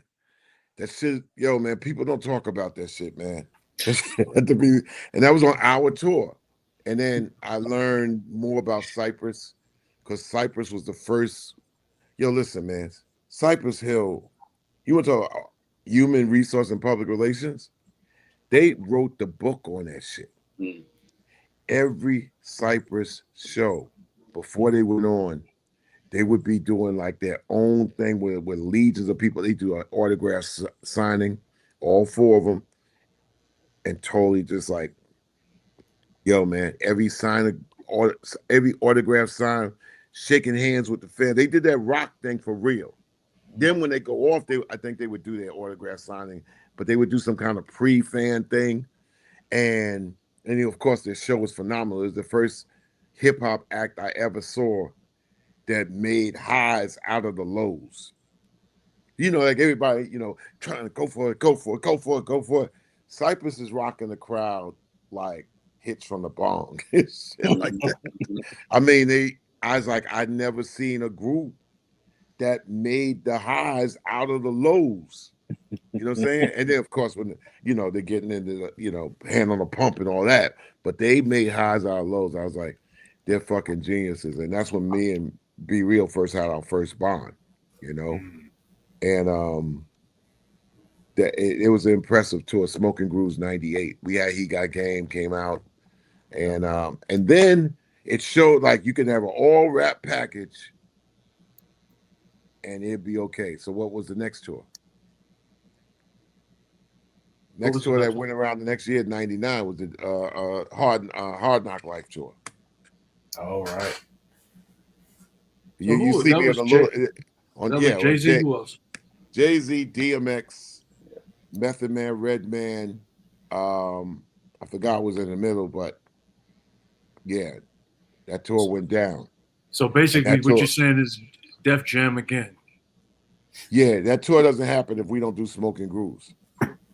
And then Jay wasn't such a, he wasn't a performer No, yet. DMX was the performer. I know. And let me tell you this much. DMX had to come on before Jay. And I saw the show in Atlanta. Matter of fact, I'm on the backstage documentary. I'm coming in both of their dressing rooms right before, talking to Jay and talking, just say, hey, y'all know what to do. Do your thing, right? But DMX, he had no set. All he had was a can of water. He had a big bucket of water and a fucking chain around, a fucking damn near bike chain around his neck, and that's all he had. And that motherfucker was fucking burning that motherfucking house. He burned his downtown. Yeah. That's right. That's right. And isn't it I that was same like, one that Jay-Z said, I don't want to go after that shit. He shouldn't want to go after that. Bro, you headliner. You got to figure that one out. And I think in the beginning he was like, "Oh my God!" I mean, he's the original OMG dude. After that, but Jay figured it out. You know why? Because he made like a track. He made like his show like a rotating circus. So he would have Bleak come out, then Beanie Siegel would come out, do some shit. So it's almost like he was hosting his set. So he figured it out because he had to figure it out. Because DMX was coming straight out of hell. I tell you, all DMX had was a bucket of water and a fucking bike chain around his neck and no shirt on. And at that time, people were still thirsty for the Tupac persona who had just left. And DMX filled that role perfectly. And just like Jay, in many ways, filled the absence of Biggie. So that tour kind of filled in, and once again, Leo take credit for it. Like, no more Biggie, no more Tupac. Well, there's DMX and Jay-Z, and they quenched that appetite under Def Jam power and all that. And and Method Man and Redman really coming together at that time. I mean, they doing some fucking crazy shit, like coming out of the ceiling. They were young and daring and shit like that. I mean, coming out of the sky, damn near in Timberlands and fucking parachutes. Like, what the fuck? And they did their thing. And so, what happened after the Hard Knock Life tour? Eminem, Dre, and all them go out in 2000. Yeah. So those tours don't happen if we don't do Smoking Grooves, and they talked me into it, just like most. So I leave y'all with those jewels before I go on into the jewels. They were, brother. Daytime of Norway, opening up for Guns N' Roses tonight in front of their millions of fans. How many more dates? Whole month. Oh, you just started? Yeah, we did PE shows, and then we had to ramp up. Now we're doing now, and we're going into like Lithuania, Bulgaria. It's real used to be communist countries. So Croatia. Yep. Have fun, brother. Yeah. When you get back, man, we need to build. I want to sit with you and talk about some things. Yeah, we were trying to get maybe that water being will help that water, and maybe it could be a sponsor one day. Look, I'm gonna tell you something, bro. One thing I remember about most of those tours, they all had sponsors and big budgets behind them, and so they sure did. So I won't get into my finances right or here. Well, yeah, I'm saying you getting into details like no, on an international show on YouTube. No, I'm not going to do that. What I'm saying is, you and I really need to sit down and talk about this, because I believe that hip hop has the legs that can actually stand the test of time, as you've seen. Of course. But I actually believe that it just needs to have the foundation renewed. Of course. And I think if they can do that, if we can figure out a way to do that, then we can maybe back that and help that. give it some stability. Baby steps. I'm Baby with that. steps in the important turf time. I salute y'all. All right, y'all. Salute, Thank you, Mr. brother. Chuck. Yep. It's a renaissance flatline. Sure is. Renaissance. Yeah, man. Yep. Well, good night, all. Yeah.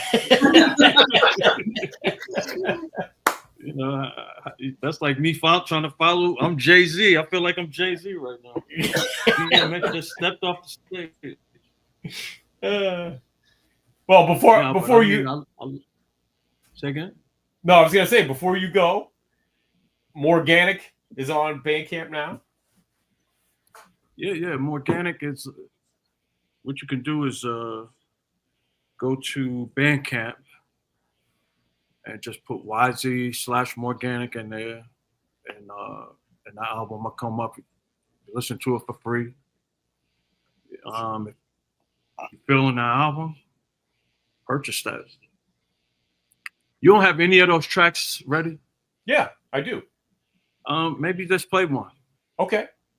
And I'll let you choose. Oh, don't let me choose. Come on. Yeah, let Push. you choose. You know the album. Yeah. Push. All right. I'll play Push. Push. Push is the one, right? You like Push? That's my favorite. That and actual fact, my two favorite songs. Push grew on me. Oh. Push That's is the one I want to shoot a video for. Oh, you definitely should. I was gonna say Push is currently on the Hip Hop Gods Top 20 chart. So There you go. Really? yes, Where sir. we at? 17, 18, Chuck is asking if he can get it to start the show this week. 17. I'll look. I'll take a look. See where it's at. Yes. Yeah, I'll send it to you, Chuck. Number 13. Because There. remember, Take that. 13 is a good number. You sent me Push. I don't know, a month and a half ago or something like that. So anyway, yeah, it's been. But you got the master version of it. Mhm. Yeah. Okay. Yeah, I do now. Yeah, but yeah, all good. Man, that's dope, man. I love to be on charts, man. I love Yeah. it. Yeah, Damn straight. I'll keep you in the loop. So you want to end it there, C-Doc?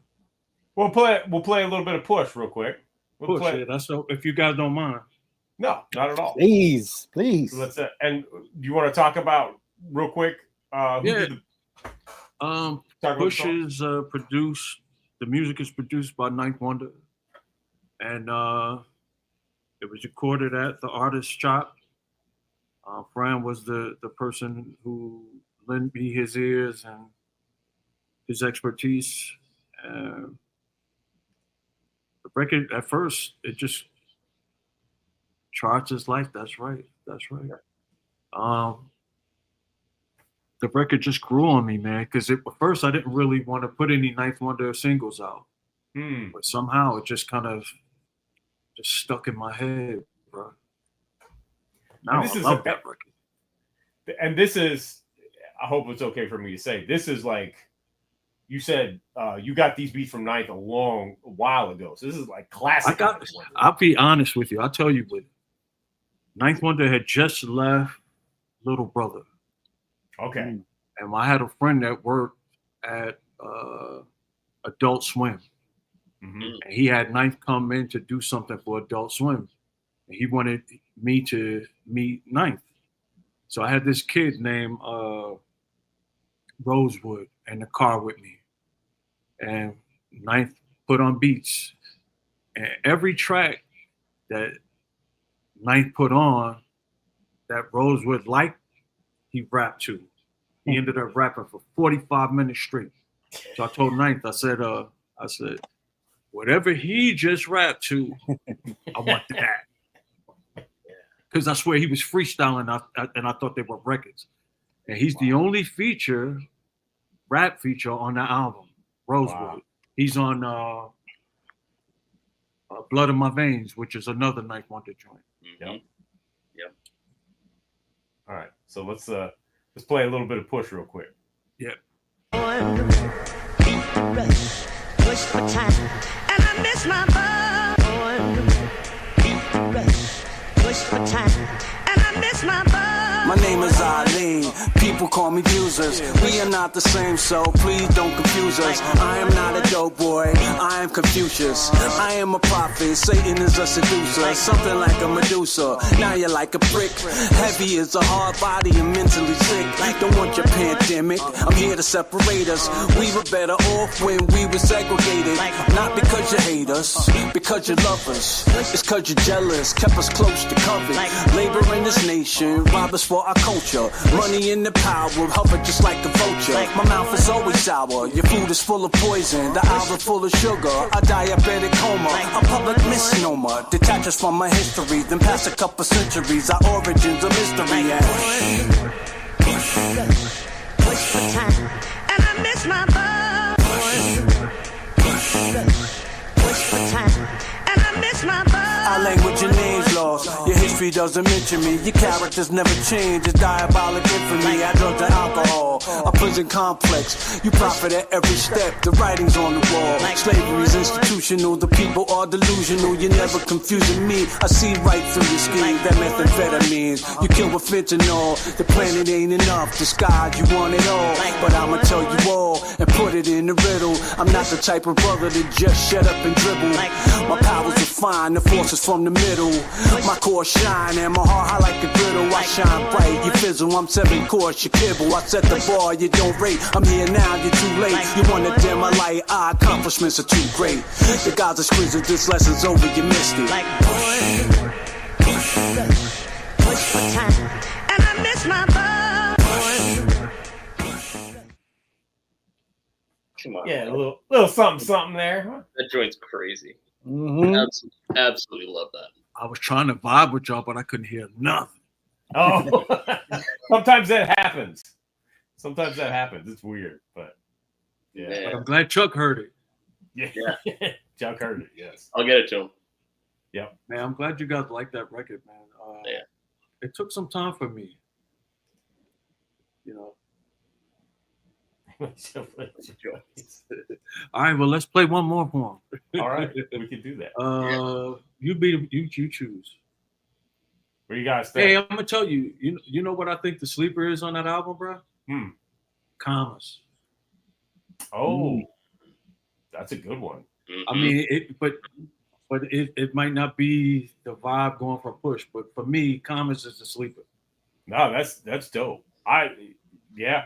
Okay, well, let's play it. That's cool. Play what you want. I'm just saying. No, we can play shit, bro. I love the whole album, so like, man, there's not a bad song on this record for me. Man, personally.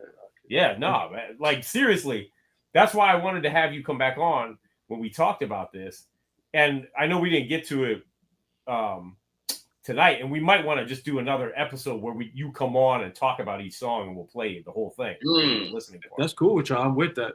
Yeah, we'll do that. But yeah, this is like one of those records that is like it hits all the right notes all the way through. I'm honored to have been able to help in a little bit. You were a blessing to be a part of it. Yeah, man. So I'm just happy for you.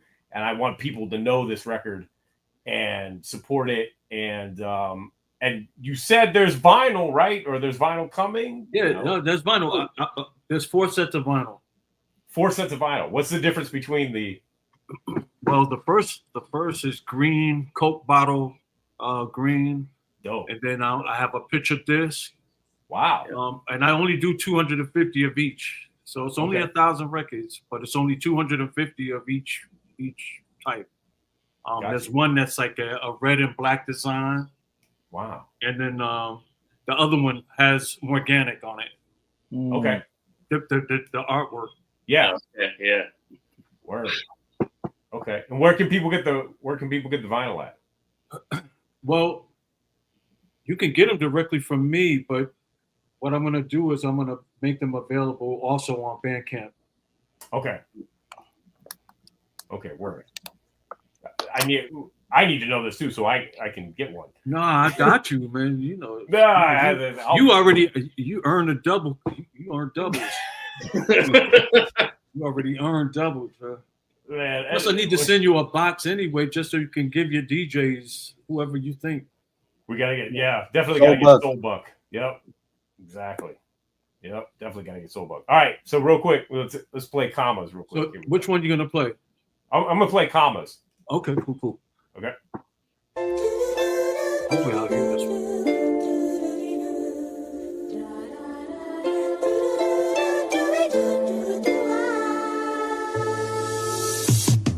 Why they party? I'm in here grinding. Money I'm stacking. Why they rock diamonds? I can't relate to them, make my chick call me. I set a goal for me, 2 or 3 commas. 7 figures, 8 figures to 9 figures. On a slow pace to get rich quick. Same time, we just think different. Cause when you make it, it hit For as long as I can remember, my life has been a struggle. Hustling to make $1, for them to take double. Fighting to feed my family, survive against oppressor. By any means, forward is my only form of measure. My life's my only treasure. My family are the jewels. Devils play a dirty game, I make my own rules. Them streets made for fools, where your life ain't worth a quarter. You're always up against odds, your killer gets slaughtered. Then I realize the coin has 2 sides, I choose my head. I can make my own way or wait to get fed. I can choose to go straight or wait for the feds. I'm a man that make plans, money ain't for the dead. Why they party? I'm in here grinding. Money I'm stacking. Why they rock diamonds? I can't relate to them, make my chick call me. I set a goal for me, 2 or 3 commas. 7 figures, 8 figures to 9 figures. On a slow pace to get rich quick. Same time, we just think different. Cause when you make it, it hit different. Who did that joint? Pain One. There's a Pain One joint. Okay, I had the credits somewhere. I don't know where they went. The credits. If you go to Bandcamp, all the credits are there too. Yeah. Okay, cool. Yep. I think you had sent them to me, but I couldn't find them. So. I could resend them. Okay, I got them somewhere. But yeah, man, again, go to yztheblackbank.bandcamp.com. Look for Morganic. Check this out. It's on Bandcamp. 2 O's. Yep, 2 O's, and it's super dope. Yeah. So we'll set this up. We'll set it up. We'll do a listening party. We're gonna do I think next Monday we're gonna do a listening party for Daddy O's new album. And, I produced 2 joints on there. You did. Yes, you did. Yep. Wow. Yeah. Come back for that. Yep. Yeah, I got to come back for that. Yeah, Clap and Counterattack, right? Yes, that's right. Yeah.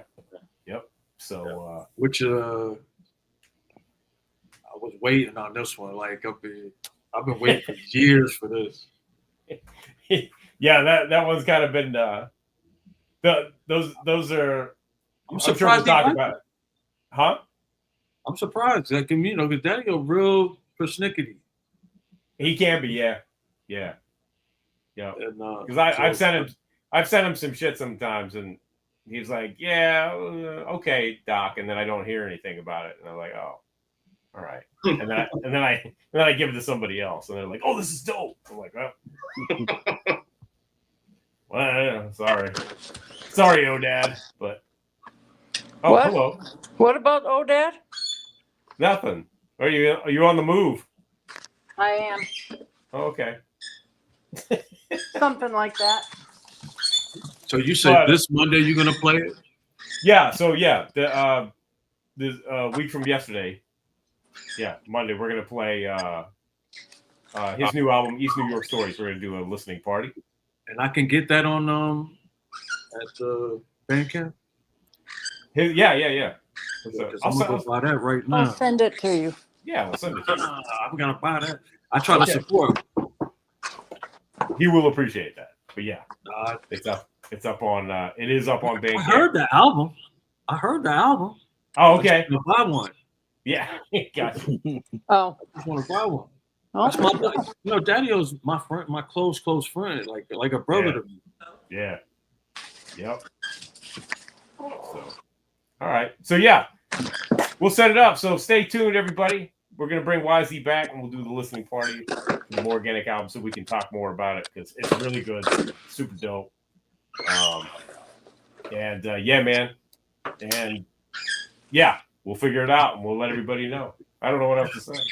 Nah, hey, Chuck said it all. Chuck did say it all. Yeah.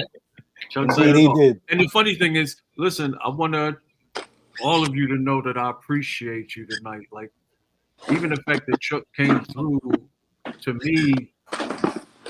See, Doc, you know how I am anyway. Like, I'm like, yeah. Okay, I'm gonna give you a prime example. I sent Prince Paul the album. Mm-hmm. Prince Paul sent after he listened to the album. You know, he's another one. Like he sends the album. He said, "Yo, dope!" Explanation point. Excellent, bro. I was in fucking hip hop heaven. Right? Yeah. Yep. You know, so to have Chuck on here tonight and really spend time with us, and you know, I know he tired, but he did it, and I really appreciate the brother. Yeah. And he dropped some real heavy jewels tonight. Mm-hmm. Yeah. And so I needed that. Like that's my nourishment right now. Now I'm gonna go to sleep and sleep well. Word. That's what's up. Yep. Well, thank you, Chuck, and thank all of you. Hey, and thank you for the music, all the music over the years, and thank you for the new music and coming back strong. Mm-hmm. And we love you, YZ. Listen, thank you. I'm a businessman first. A lot of people don't really. I stay off the radar when it comes to that because I don't want to throw that out there. Right. But bruh, there are things that I could do to help. And I want to. Because I think it's needed. I believe in my culture. I believe in it. Yeah. We don't do it. Who else is going to do it? That's it. That's it. Anything I could do to help, whatever it may be. Yep.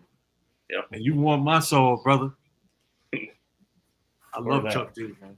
Yeah, man. I remember when Chuck, I don't know if you remember this, Chuck. We had already met each other, and somehow we were on the same flight together, and right next to the same seats. He sat right next to me. And Chuck he did one of these sessions on that plane. I remember it like it was yesterday, bro. Mm. When I got off that plane, I was the happiest dude in the world. Chuck is just that special, man. Yeah. Mm-hmm. Yep. He has that effect on people. Yep. Most definitely. So, anyway, yeah. Thank you, brother. Thank you, sir. And whenever you're ready, man, let me know. Yeah. We'll run through this one. Yep. It's that great. Everybody, please go check out this record. Tell friends too. Tell people about it if you dig it. It's really good. So, yep. YZ, everybody. Thank you again. Yay! And we will be, we'll be talking soon. I'm gonna send you the Enemy Radio joint too. Yeah. Yes. Please do. I'm listening to that while I go to sleep. Yeah, man. All right. Hopefully it'll keep you awake. It's that kind of a record. So send it to me right now. I'm gonna send it to you right now. All right. Peace. All right, bro. Peace. Well, that was that went in a very interesting direction. So yes, it did. But it was great nonetheless. So real quick, while I send this album to YZ, Flatline, why don't you run down the new episode of Hip Hop Gods? Yeah, okay, sure I will. Yeah. Edition 688 available now, streaming on the Rap Station app and at mixcloud.com/hiphopgodsradio. On the new one, new Dingo D and Jerobi, new Charlie Tuna and Cut Chemist, new Public Enemy, new Luca and Static Selector featuring 8-Ball, new Lettuce and Styles P, new Arrested Development, new Al J and Kane Major featuring the Microphone King, Donald D and DJ DS, new 9 and Rusty Chucks, new Thurston Howell III featuring Young Hump, Dana Dane, NC Supernatural, and Snagopus, new DJ Muggs and Heartbreak JC, and new Block Monster out of Berlin featuring the OG Ice-T. Woo! That's a whole lot of new music, and that's what we do. So now you know. That is a whole lot of new music. Do you want me to kill some more time? Because I can if you want. Yeah, sure. Please do. Okay, hip hop mailbag. Uh-oh. Curious says the mystery mixtape available on vinyl now. Hey! Which is actually really dope. If I can just line that up almost just right, it almost just drives across the screen. And there's a bonus track on there, No Dumb Down, featuring Lord Seer, and Seize the God. And it's available directly from him via Instagram, I guess. Yeah, I think so, right? Hit him up on Instagram. Yeah. Also, Dan Lish has released Ego Strip Book 2. It's available now. It just arrived today. It's, of course, just filled with just bonkers illustrations. I haven't even had a chance to go through it yet, but man, it's nuts. Really crazy. I saw that he was somewhere signing them. Wow. MOP. Wow. Yeah, actually, I got a signed copy. First 200. That's dope. Really dope. So that ends my tirade. Okay. And speaking of tirade, shout out to my homie Tirade. Yeah, shout out to Tirade. Yep. I was just going to say. Oh, are you at the liquor store? Are you going to show homie with the shirt? See what shirt he has on? Remember we were doing that back in the day? Wrong one. Wrong Oh, shirt. damn. Oh, that's dope. That's dope. Not even over that direction anymore. That's right. Man. All right, there it is. There's our show. I believe, if I recall correctly, new Body Hat Weekly tomorrow night. I'm going to try to sit in because they're going to be playing. They're going to be going through KMD's Black Bastards, which is one of my all-time favorite albums. Yes, it is. Hopefully they'll let me sit in. We'll see. Pretty sure. Yeah. I got to talk to Mocha Only anyway, so shout out to Mocha Only, Dave Sy. And they'll be here tomorrow night, 11 p.m. Eastern Standard Time, right here on Channel Zero. And as Chuck was saying earlier, Friday, we get the Angie Don't Stop radio show coming this weekend. It'll be chock full of goodness. Some new YZ joints played on that show, as well as I'll be playing a new Daddy O track from his album. So it is out today. So go check that out. Daddy O's East New York Stories, out now on streaming and CD through Spit Slam record label group. And then Sunday, of course, right back here on Channel Zero, 8 p.m. Eastern Standard Time, DJ Soul Buck will have the mixtape playing the music of our upcoming guest next week. Who we got coming up next week? Who we got coming up next week is Dave and Doug from D&D Studios. Yes, we'll be talking to D&D themselves. And yeah, I'm looking forward to that one. Dave and Doug from D&D. It should be really interesting. Lots of stories, I'm sure. So join us next week with D&D in the house. And I want to thank everybody watching live, everybody watching on the replay. If you dig what we do, please like and subscribe and tell a friend, of course.